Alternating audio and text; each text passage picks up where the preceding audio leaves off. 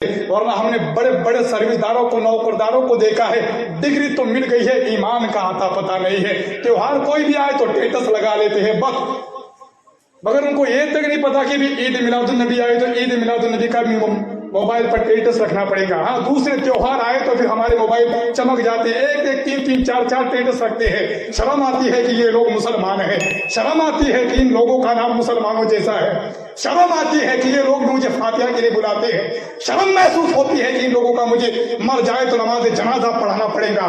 शर्म करो मुसलमानों, अगर ऐसे स्टेटस, कुफरिया स्टेटस रखोगे तुम्हारी जिंदगी और तुम्हारी आखिरत बर्बाद है। कोई कभी तुमने ईद मिलादुन नबी का स्टेटस तुमने रखा है? अल्लाह अकबर। मगर सुन्नी मुसलमान जो होता है अल्हम्दुलिल्लाह, उसका हाल, उसका स्टेटस, उसका मोबाइल, उसका दीनी माहौल रहता है। अगर वो ईद मिलादुन नबी आए तो ईद मिलादुन नबी का स्टेटस रखता है। मगर आज हाल तो ये हो गया है कि आज हम ये बता रहे हैं कि हम आदिवासी हैं, आदिवासी के त्योहार है ही नहीं है। क्या हजरत बिलाल आदिवासी नहीं थे? हुजूर के दौर में भी आदिवासी थे, उन सहाबा को भी आदिवासी कहा जाता है। जो हजरत बिलाल, हजरत असवद, हजरत साद, ये जो लोग थे आदिवासी थे। मगर जब इन्होंने इस्लाम कबूल किया, कलमा पढ़ा, अल्हम्दुलिल्लाह, हुजूर पर जान छिड़कने वाले बन गए।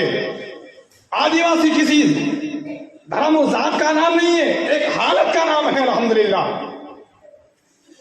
तो मैं ये बस ये जो है मेरी तकरीर जो यूट्यूब पे जाती है, वरना इसलिए मैं इतनी सख्ती के साथ बोल रहा हूँ। खुदा कुछ शर्म करो अपने आप पर कि हम किस दुनिया में किस माहौल में हम जी रहे हैं। तो हजरात इकरामी, ऐसे कुफरिया स्टेटस से परहेज करें और खुदा मुझे बता दीजिए कि ये आदमी जो है ये कुफरी काम करता है, उसका नमाज जनाजा ही नहीं पढ़ूंगा मैं। इसलिए कि जो कोई इमाम अगर मालूम हो जाए कि आदमी कुफरी काम करता था तो उसका नमाज जनाजा पढ़ना हराम है। और अगर कोई पढ़ा दे, अगर कोई गलती से पढ़ा दे तो उस इमाम के ऊपर तौबा लाजिम है और फिर वो तौबा करे। और अगर कोई जानबूझकर पढ़ाए कि वो कुफरी काम करता था, फिर भी उस इमाम ने जानबूझकर नमाज जनाजा पढ़ाई, तो उस इमाम साहब का निकाह भी टूट जाता है, वो इस्लाम से खारिज भी हो जाता है। इसलिए कि काफिर का नमाज जनाजा पढ़ा ही नहीं जाता।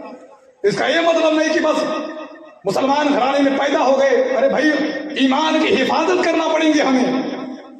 तो बराए करम, बराए मेहरबानी, आप लोगों से गुजारिश है कि हम आप लोगों के ईमान की हिफाजत की बात करते हैं, आप लोगों की आखिरत की बात करते हैं, हम आप लोगों को बचाने की बात करते हैं, आप लोगों को कुफर से बचाने की बात करते हैं। थोड़ा सा लिहाज करो हमारा भी, क्यों इतना चीखते, क्यों इतना चिल्लाते हैं? थोड़ा सा समझो, इस बात पर गौर करो। जो काफिर मर गया उसके ऊपर जहन्नम वाजिब हो जाती है और जन्नत हराम हो जाती है।